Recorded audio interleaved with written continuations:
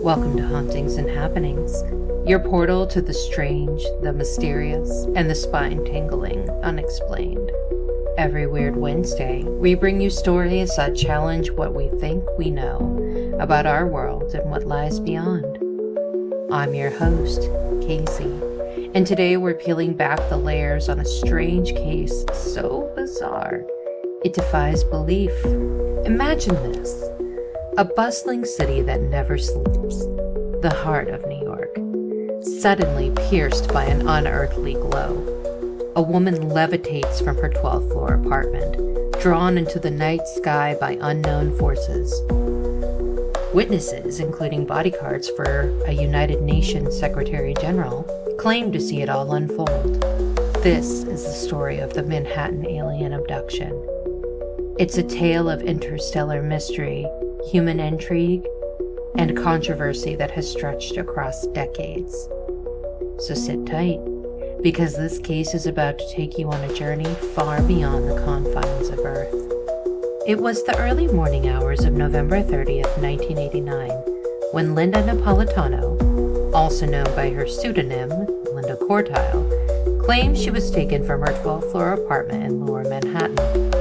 Linda described waking up to find her room bathed in an unnatural light. 3 humanoid figures with large heads and almond-shaped eyes appeared at the foot of her bed. She reported feeling paralyzed, unable to move or cry out as the beings approached her. According to Linda, the next moments were a blur. She was levitated out of her bed, through the closed window of her apartment, and into a waiting spacecraft hovering over the Brooklyn Bridge. Witnesses allegedly saw her floating in a beam of light, a detail that has been repeated in various accounts. Inside the craft, Linda described being placed on a table where she underwent a series of examinations. The beings inserted an object into her nose, a supposed implant that she later claimed remained in her body for years. The abduction, as she recounted, lasted what felt like hours. Linda said she was returned to her apartment with little memory of how she got back, other than the sensation of floating once again through her window.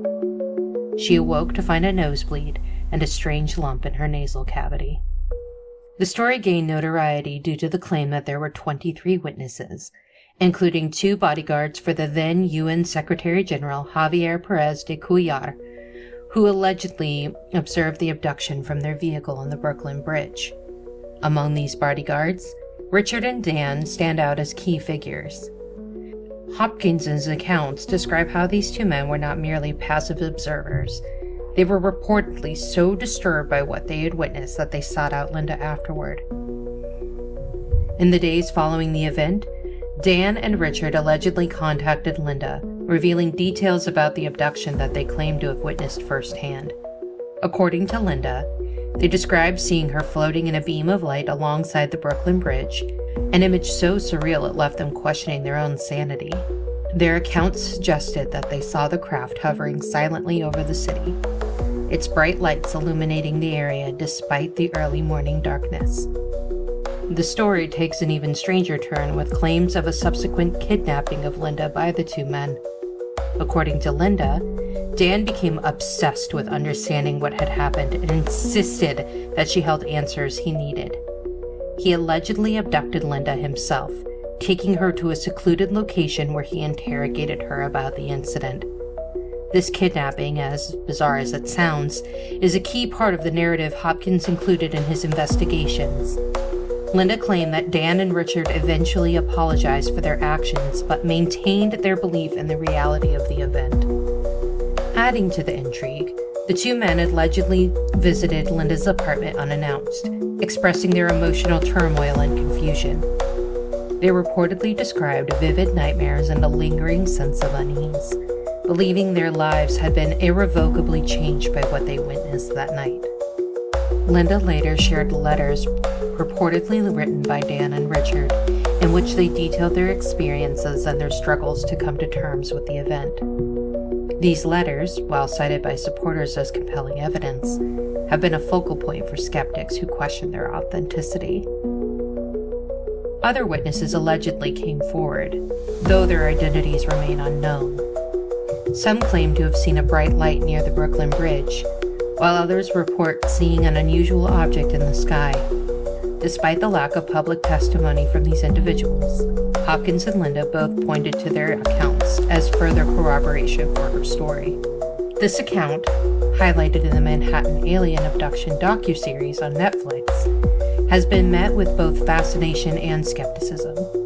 Critics question the lack of physical evidence and the anonymity of the witnesses, while supporters argue the story's vividness and consistency lend to its credibility.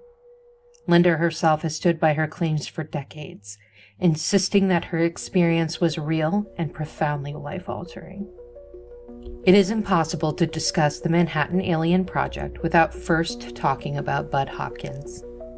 Budd Hopkins was far more than just a ufologist. He was a multifaceted individual whose life bridged the worlds of art and the unexplained. Born in 1931, Hopkins first gained recognition as an abstract expressionist painter. His works, characterized by their vibrant colors and dynamic compositions, were celebrated in major galleries, including the Guggenheim and the Museum of Modern Art. Painting was his first passion, and he spent years immersed in the artistic community of New York City, where he cultivated a reputation as a creative force. However, everything changed for Hopkins in 1964 when he experienced a daylight UFO sighting while driving with his friends in Cape Cod. This moment ignited a lifelong obsession with the unknown. He began to study reports of UFO encounters and alien abductions, eventually transitioning from a celebrated artist to a pioneering ufologist. Hopkins's approach to studying alien abductions was deeply methodical. He emphasized the use of hypnosis to uncover suppressed memories of the abduction experience, a technique he believed could unlock hidden truths. While this method drew criticism for its potential to implant false memories, it also brought forward some of the most detailed and dramatic accounts of alien encounters ever recorded. Hopkins's dedication to the field was unrelenting. He founded the Intruders Foundation, an organization dedicated to the study of alien abductions, where he provided support to individuals who believed they had been abducted. His work culminated in several groundbreaking books, including Missing Time and Intruders, which introduced the concept of abduction-related amnesia to the public. These works not only captured the imagination of readers, but also brought the alien abduction phenomenon into mainstream discourse. However, Hopkins's work was not without its challenges. Critics argue that his reliance on hypnosis made his findings susceptible to suggestion and bias. His personal life also became entwined with his work, particularly his relationship with Carol Rainey, who later criticized his methods and the credibility of his cases. Despite the controversies, Hopkins remained steadfast in his belief that alien abductions were a real and significant phenomenon. He passed away in 2011, leaving behind a legacy that continues to influence the field of ufology. Budd Hopkins was a complex figure, a man of art, intellect, and relentless curiosity.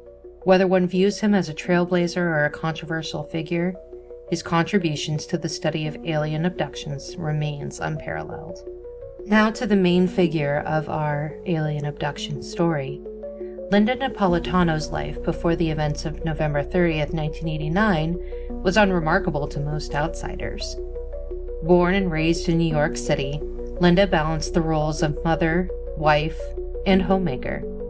She was described by those who knew her as a private and unassuming individual, someone who valued her family and maintained a small circle of friends. It was the ordinariness of her life that made her story so striking. How could someone so seemingly grounded become the focal point of an extraordinary claim? Linda's involvement with ufology began when she reached out to Budd Hopkins.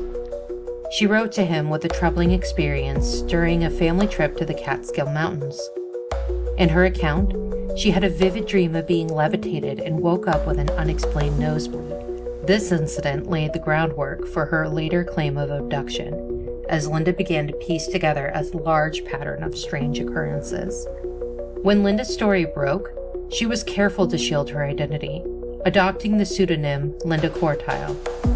Over time, however, the weight of her story, and the scrutiny it brought, pushed her further into the public eye. Linda's account was bolstered by her consistent narrative and the alleged involvement of multiple witnesses, though these witnesses remained unnamed. Despite widespread skepticism and media attention, however, Linda stood firm in her claims.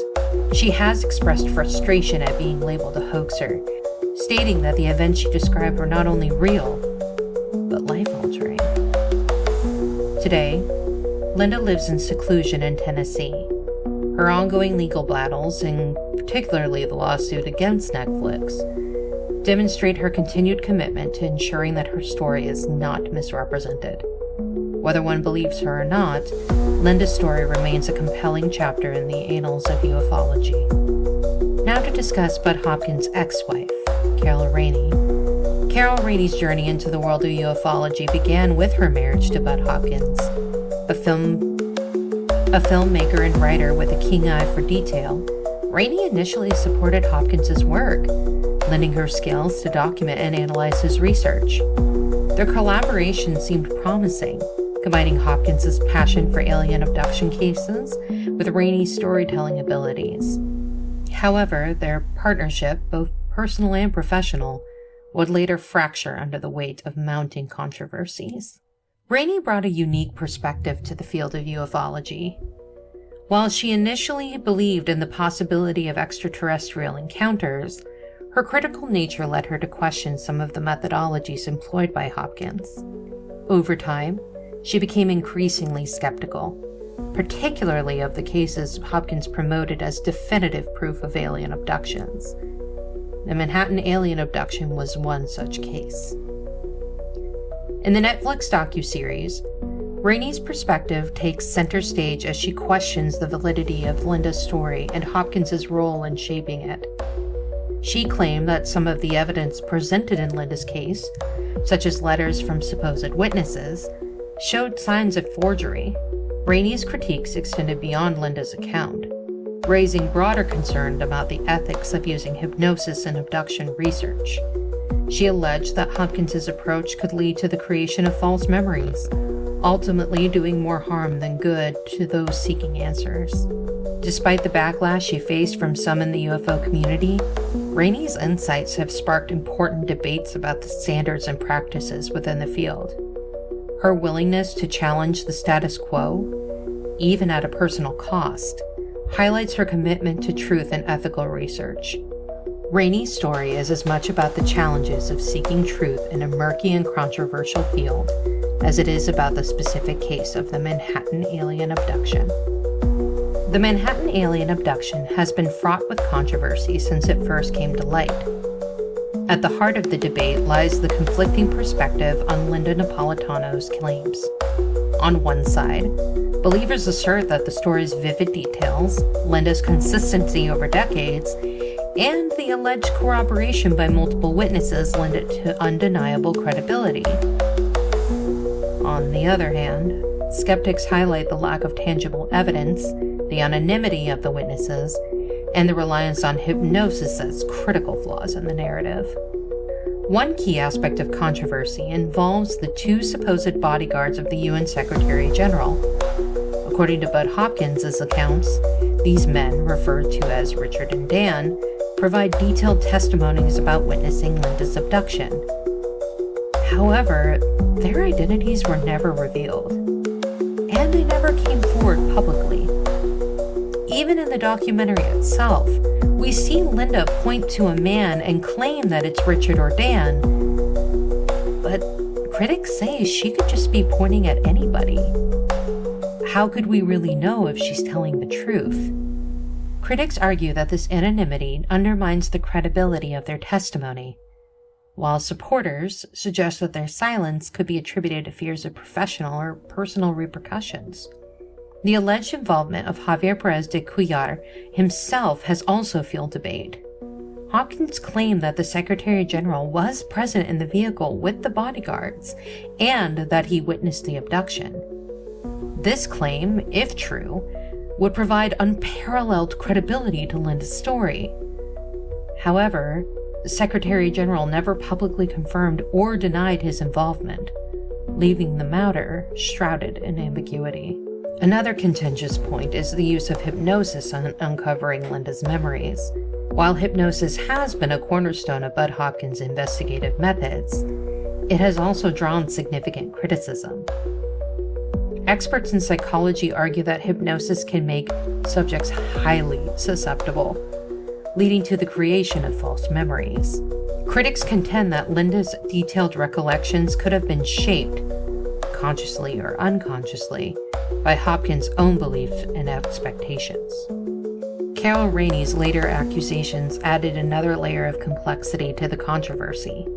Rainey claimed that some of the evidence presented in support of Linda's story, such as letters from the bodyguards, appeared to be fabricated, specifically pointing out a letter where the H's seem a little similar between the signatures of the bodyguards and those of Linda herself.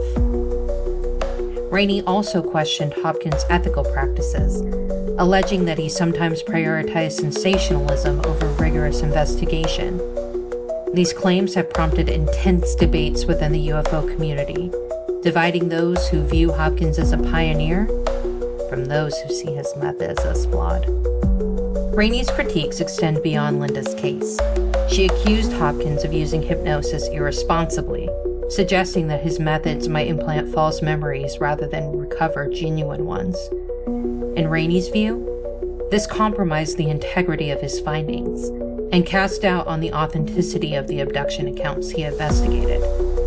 She also criticized the broader UFO community for failing to hold Hopkins and others to high standards of evidence and ethics. The media's role in shaping public reception of the story cannot be overlooked. Over the years, Linda's claims have been featured in books, television programs, and most recently, the docuseries The Manhattan Alien Abduction. Each retelling has introduced new interpretations and biases, further complicating the narrative.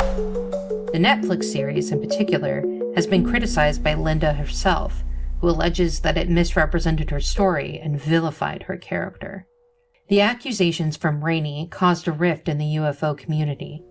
Supporters of Hopkins dismissed her claims as a result of personal grievances, while others saw her revelations as a necessary wake-up call.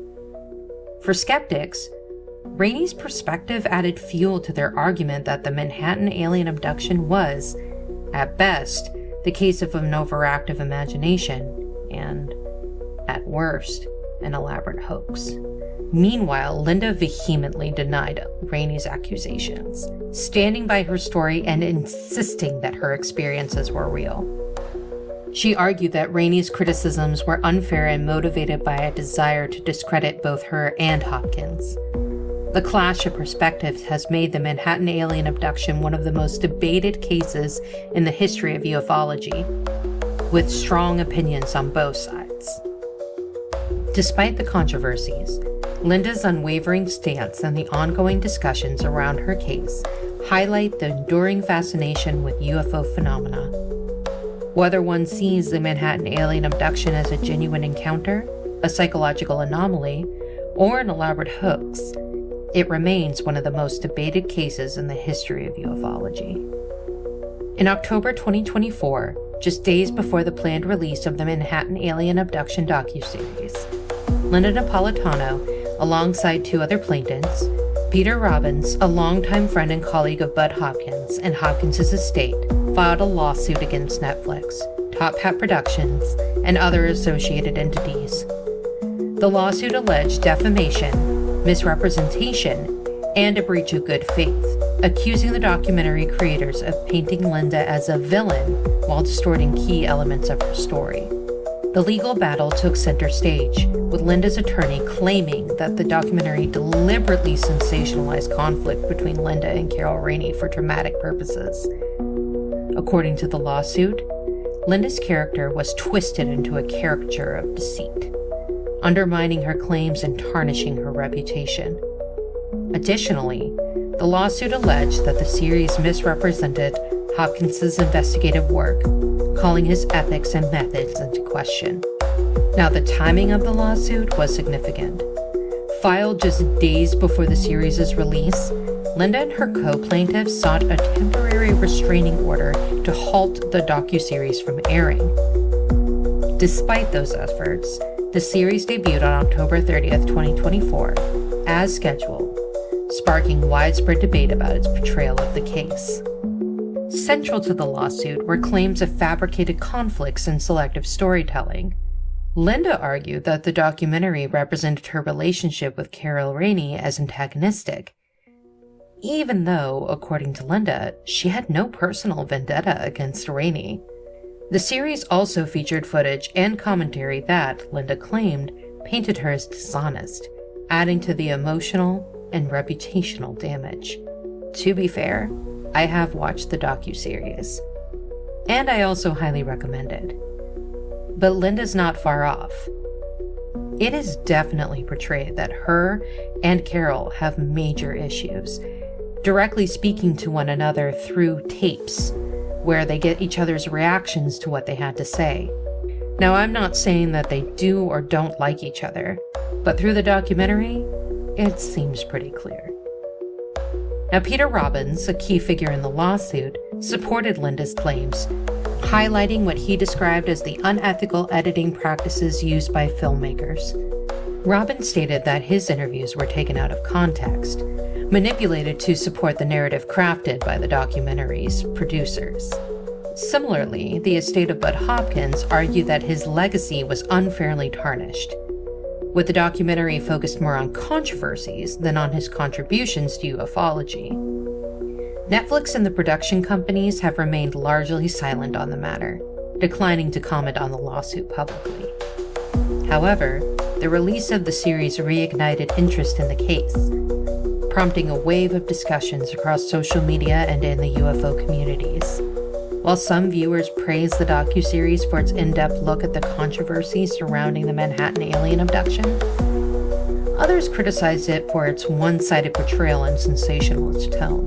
The lawsuit is ongoing, and its outcome could have significant implications for how UFO-related stories are told and represented in the media. For Linda, this legal battle is about more than just clearing her name. It's about reclaiming control of her narrative and ensuring her story is represented with accuracy and respect. So why do people believe they've been abducted by aliens? To understand this phenomenon, we must delve into the complex interplay of psychology, neuroscience, and cultural influence. These factors together can create vivid experiences that feel profoundly real to those who claim them. One key concept is sleep paralysis, a condition we've discussed in the past, where a person wakes up but is temporarily unable to move. As noted in the article by British Psychology Society titled "What Leads People to Believe They've Been Abducted by Aliens?", sleep paralysis often occurs during the transition between sleep and wakefulness. In this state, individuals may experience hallucinations that involve vivid sights, sounds, and sensations. For some, these hallucinations take the form of humanoid figures or beings hovering over them, which they later interpret as aliens. Another critical factor is false memory syndrome, discussed in Harvard Gazette's examination of abduction claims. Memory is not a perfect recording of events, but rather a reconstructive process that is vulnerable to suggestion. Studies have shown that under hypnosis, people can create entirely false memories, especially if the hypnotist inadvertently suggests certain details or ideas. Budd Hopkins frequently used hypnosis to uncover abduction narratives, and while this technique yielded detailed stories, critics argue that these stories may have been influenced by leading questions or cultural expectations about what alien encounters should look like.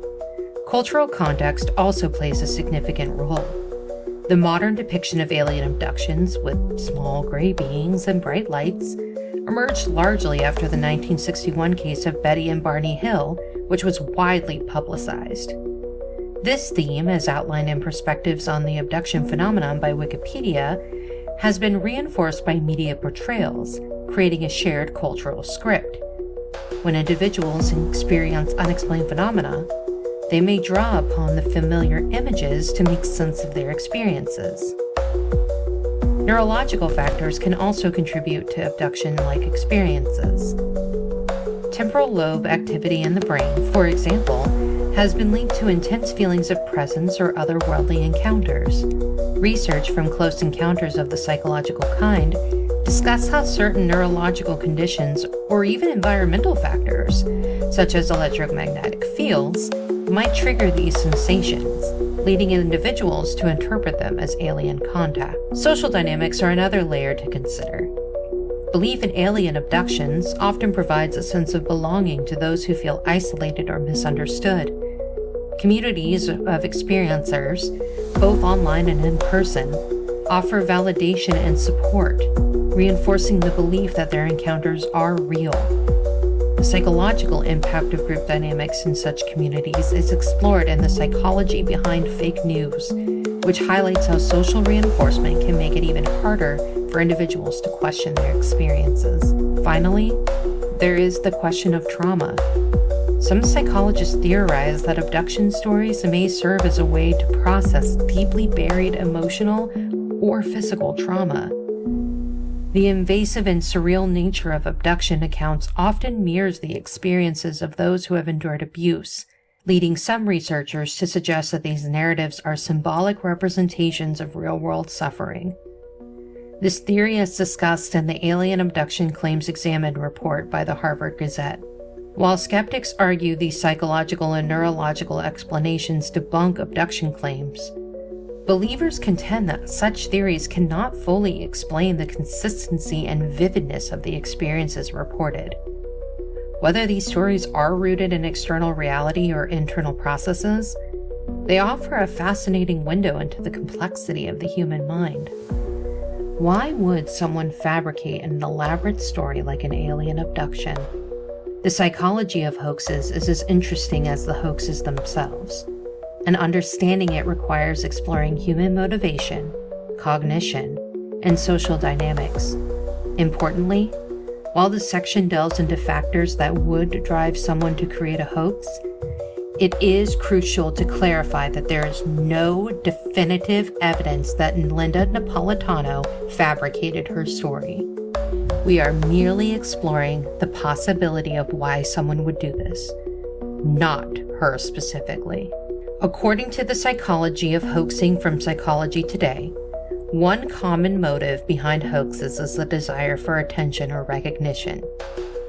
Humans are inherently social creatures, and being noticed or validated by others can fulfill a deep psychological need.